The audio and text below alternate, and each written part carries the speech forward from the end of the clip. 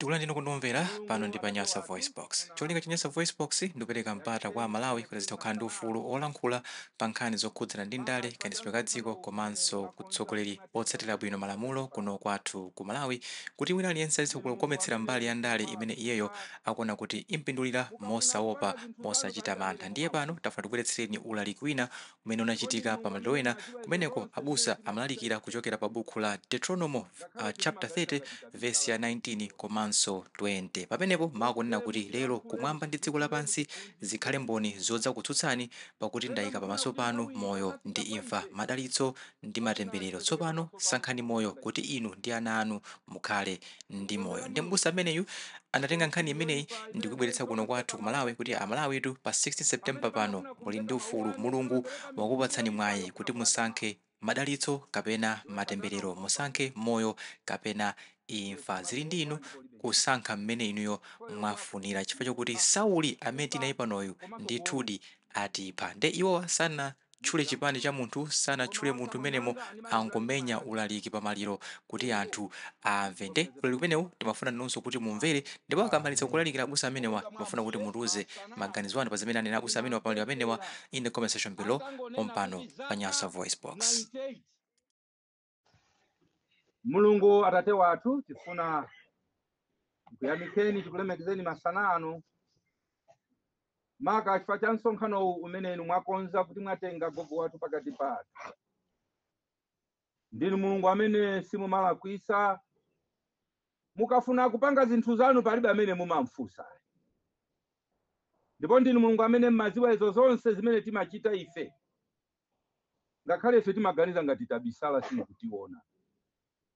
Mudze mutilankhule, mutidzudzule, mutiphunzitse,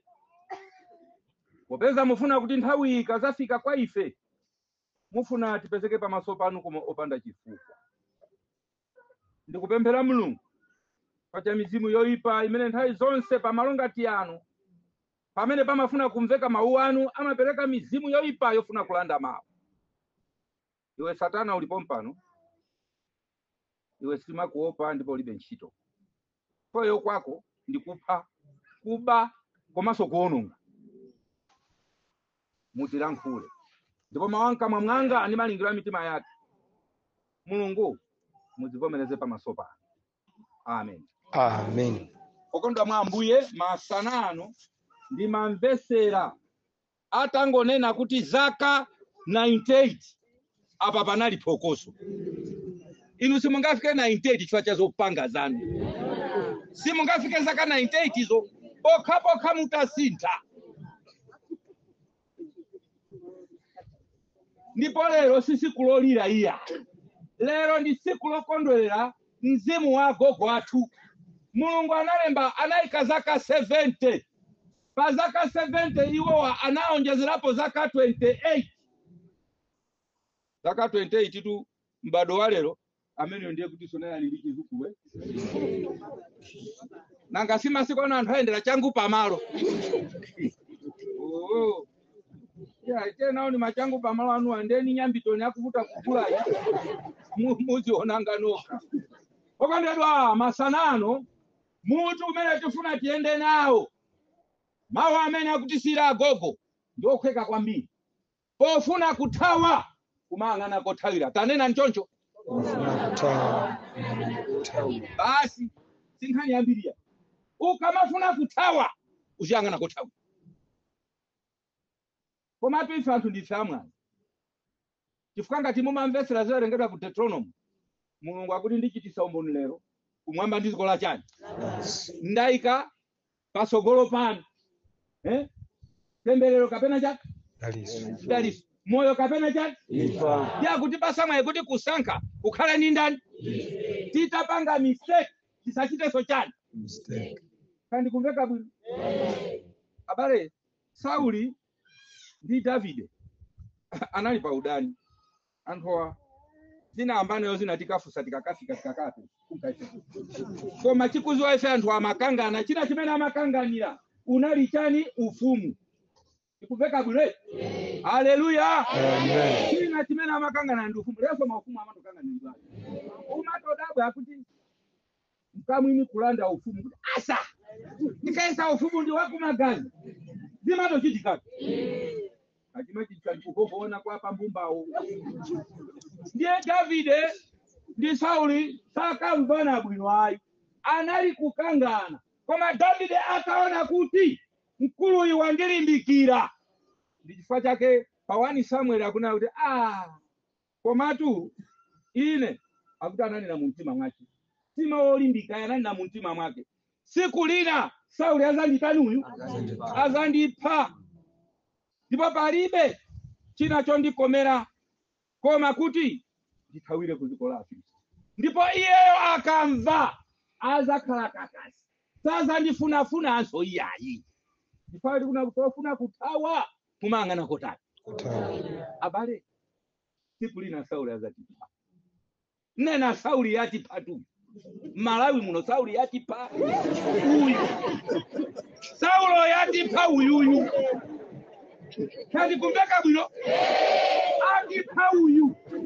tamvani chipepeso chachoka pa 200 chafika pa chani 300 kukweza kwake atipha uyu ndipo funika kwanga na kotani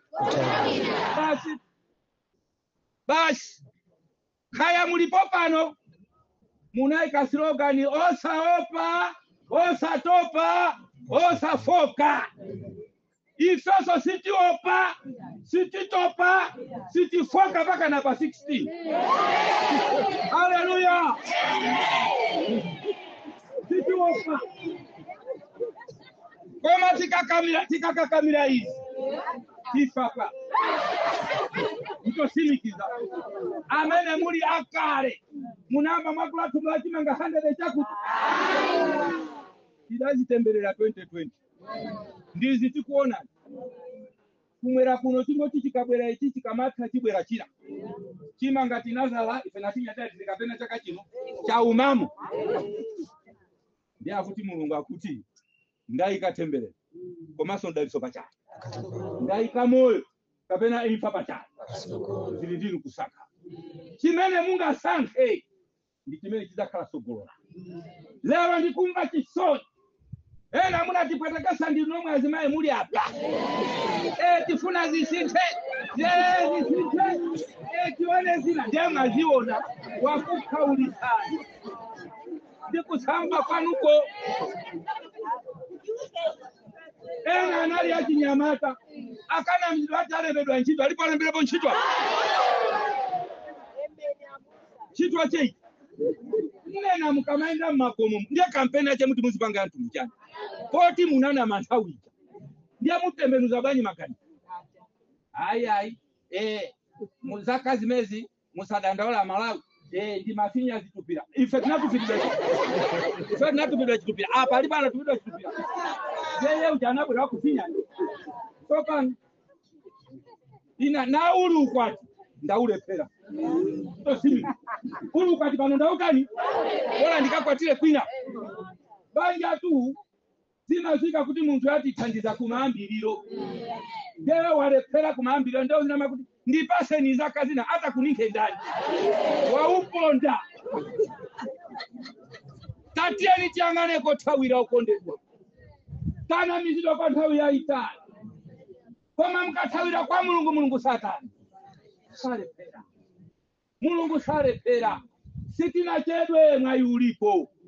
tieni tilimbike mapemphero ngakhale mukupanga maplani ozabera chisankho ife sitigona tikupemphera day and night tione sana pa 16 anthu akati adandaulera kutenga zipanje kumakhapa ndiye pano pa nthawi ili 28 minutes to 2 ndiye wina azibwera njala imene ali kwacha masana pa ndipa vyakucha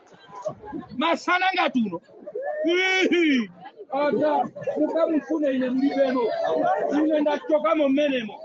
okondedwa moyo okuwawa kulibe stolo la afumu kulibe stolo la gurupu kulibe stolo la DA kulibe stolo la MP kulibe sika wa abusa wa shehe tose timapita pasika chumuzi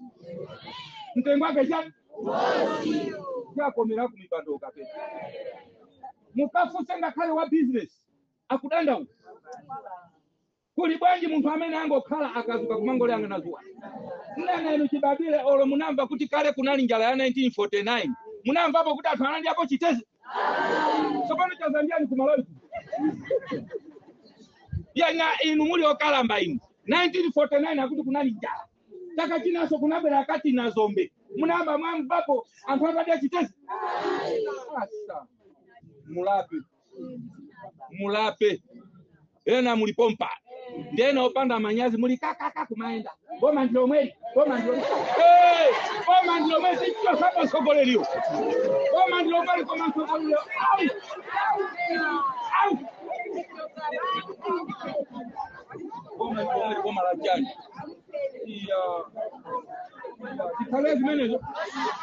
antu maganiza kuti chifo chote munthu akulali afuso akasokolereyo ndi munthu wa Mulungu koma zapezekaso kuli bwino osapemphera pafika zitupa mwana wa kanajani gatawani mufa sifa ziko la sikabosausi kuja katatu kutse ndezo pesa kisoni na yeti kaendani kumaenda ati anayi mapena abati apa rest house akusonyeza aro ndiye wa mabati kumagula chinangwa pali nzeru hapa basi ziko anthu azikhalira kuvina manganje asogoleni zona zimezo kuchoka pakala peti kumaka vina manganje sogoleni koma hapa ngazimezo anthu otani opemphera likafika lamu njira yanga sindi watate muti zuza inu panjiranu simwiziwa okanenda ni fulani kuze likubera siku tose tikaima pampando otani wakuweruza kulibe kutuyu nibusa ichi ndavalachi ndini folomu sinsonza kuti ndafika kwa chani kwa Mungu ine munthu kunimenya nane nimbweza siku ndimbweza haleluya Nenda ochaja kumenya muntu mavuto atikuona tosi haleluya tukakalabusa supoledwa njana tukisumva ululwa yena hakuna ine limaenda mene nabadika sikutati kumaenda uliwera sikawama nyenga ye yakapoyo kukadala uliwe asakunamize sona lichibakala mchana sokala inu anthu mmang'ana kunja osang'ana mchina what matters ndi ubale wako ni dani ndiye Mulungu akuti waika temberero pamasopa kapenaso chani daliso waika moyo kapenaso chani usanka tu ndikwai ndifuna ndikuchenjeza ndikunena mafumu akumva grupu ajali twaona kukakhala zolandira sakunamize nikutenga chijama katenga chovotera chi ndikuveka bwino akazango kuuzani muzandusi ine nimaenda yere amaziwa nkamu zimao chilenja chilini chito kolandira zidu akuna pangene ujani inusa mafumu samao kezede ufumu siwa chipani ufumu ndiwa kumagazi kwa mulipo mafumu ena amanta palibe panozokaniza na kampeni kuti chipani chakuchoka chizipanga chiti chipani chache chiti asa aliyese chimosimo kandi ya DPP kandi ya PDP chila kisindi chichula kipizunga kisindi chichula kumakonelwa chike Mulungu pasoko chifanga tizipemphera kolimba nziko muno muchitika zote kandi kuveka bwino nziko muno muchitika zote sana ni ogwira ntchito mpoma amadandaula mutipezere malipiro mmalo mokapereka kalata zikubwera zigawenga ndizi kwanje kumatani anthu ake sasa afuna omwe usiku la mavoti akakhapawo asa ndilile ngati ntazingolemba kuzizwa hivi sandi kapakali si mwana umene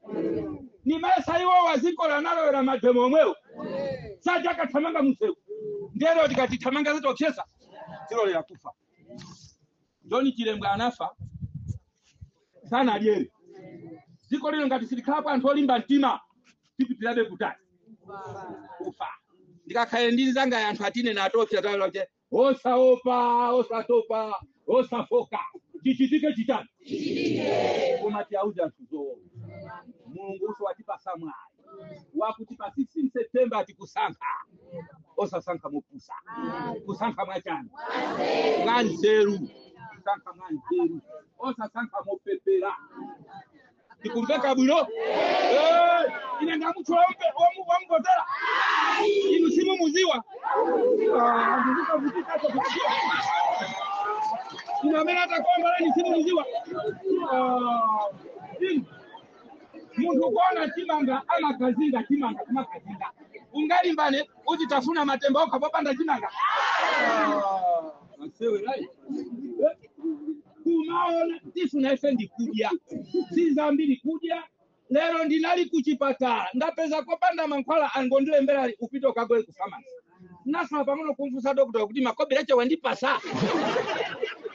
nayo lero kumachenjera maso atutuponyo ne agogo akutuza kuti wofuna kutoa tizanga na kotali iwo apita komati mlangane kotali zaka zonse zinaitecha anakakamila pa Yesu tilipoenda anazaka sete mipingo 5 au kuzola ndi hazira ndidwa utapeza kino hapa sita juzi ngati ogololo chonga ndikuandika iwa marebo wakatofana nao Acha chokondelwa mtima wanu usavutike mukurupirire ndani ina kurupirira ndio ati namizawa ndomo ati zuzawa lero tukukafusa abalese tikakula chitumbua tentambala lero chafika 300 kwa cha chitumbua chongo popa aso wangu ikampa ngono katika ngoti kafu mpanga yo kayo takurupirira ni Yesu amene sana misa mukurupirire mulungu amene sana ama mitima yanthu lero yakalaluka sawerengera za munthu nzawo sawerengera za moyo wanzawo sawerengera kupati kitapanga zonse chinenza kafikira okondedwa agogo apita kwa sala kwa ino ninda yangati amene mutatilero mkumwalira mukafika pamaso pamwe mulipo mpano ena mukuganiza mapulani oipa ndipo mulipo mpano ena zimene ndidalikazi ukunyasani zikunyaseni zisakunyaseni koma kuti mulungu wachitira umboni kumwamba ndi chani chilipo chikoma ku Malawi kuno sizalemba apa zikuti pade tione iki ndikomera kuli bwino nithawa basi kazi kola Malawi tikanango lingongozesa kuti likakhazikika ibwezeredwe bongoli yake taona ni nyanja ija talangidwa hapo leki Malawi mkamnyadira uja mwati sisi koma inu simu kutani simu kuziwa talangidwa ndiye zibwereso zina 5 filamulaje silipita kapenda kwa liko mwakare malandira kare ndalama zache ife sikitani koma kokondedwa tizipe mpera tizipe mfano alinza ine sindinaone akulu navutula akulu kumavutula takatino bakitakale pachali chazimaya mbana nango tikukokolola anabwera azwaki kulira atata kumaponda kukutula kale akavutula ndiana zinaliko muzifuzi kuti ziko likupita lero anthu mbuzi agona nazo nyumba malumo kala nikola ende yake sino mwali yocha ukukuna kapidwa mkivacha chinangwa chache kuchi siko kuno sichakachata koma kapile chinangwa chakatomuona nne na pale na maungu mungu odia kwa masimu na limi mungu chola munda mwa inato chinangwa ndi chinangwa mungu zula sana kupinda panga ni zonse koma likubwera siku zonse zimene mupangazo zonse zimene tichitazo tikaya tilipo lazima ipana tilimbana ndi amuna ai nache kumaona ngati nkazi zathu ndio pepera iye ngatamulepera kumukwanisa yo mukwanisa inu ochenjera tiye nawo mmavo mnabe namuza kuti uyu mannache kaza chendi uyo mwinaso kumacheza naye limoja muliponso azibambo ena ankhaza mukati mwamugulira nzimayi sapato Sofia ya plastic ati zichosa maziru anakuza ndani kuti ali maziru iye ngogoda samfuna koma waku chibwezi ndio ukati watumiza wodi kaja ulipa yake kapena papaisa ngatulindika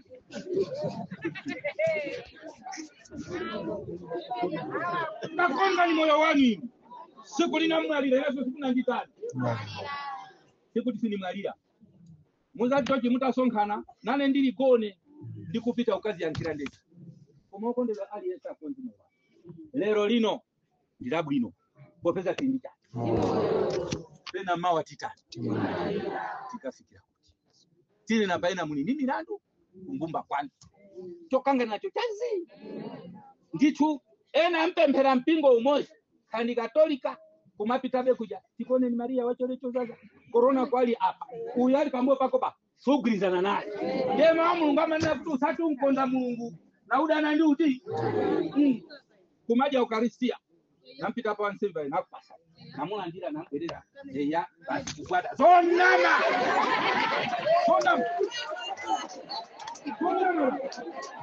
ameno kanibonera ziko likuchepa ameno jama ni nyasa umamkumisa ndiwe tasimba ni moyo wani moyo ukunamiza koma likubera si zonse zitata havu tilibe ziko la pansi ndila maboza amakhala anzako kakhala moyo ukagona chocha amakhala mithuzi ngati umwe kumakambirana akusi hapo apa ulipo chani halibera ndi pamene Yesu amati mwana ngabwera ko sadadauli kazi ya kilimo tasanka ni moyo utasanke kifu siku lina Sauli azandika koma ndithawira uko kumene akamba kuti ndili kumene sasa chitaso chake azango khala kakasi nathawira ni kwa Yesu ndiye njira chonadi komanso chake balibe apita kwa Atate usazira manda kujake masana Mulungu akitize kulamphana nani Mulungu akitize kupasani nzeru kuti pa 16 September muzachite mwa nzeru sakumbukirani Ekisodo ana Israeli kutoka kwa Igupto pajati nanyengedwa kuti tinka kukenani ndekati ipati mulondo akukena nato dandaola pa ambira pesa ka 5 sitafike akatinka kukena ndiye Mose yakuyenda anthu anamba kudandaula ataona asilikali akubwera kusogolo kulichani ngati mene tidandaulira ukatere ufa wathamu soka lake ukagaisa kwani kana kudusi sako analipembezo akawe bale niko ile afikapo afikapo topesa ndiye Mulungu anamuza Mose iwe Mose usadandaule auze anthu azitani mafuta amene aona wasazatani aichi kuwasaza aona ifeso tilibika kupemphera mafuta tiaona wa malira tepa September haleluya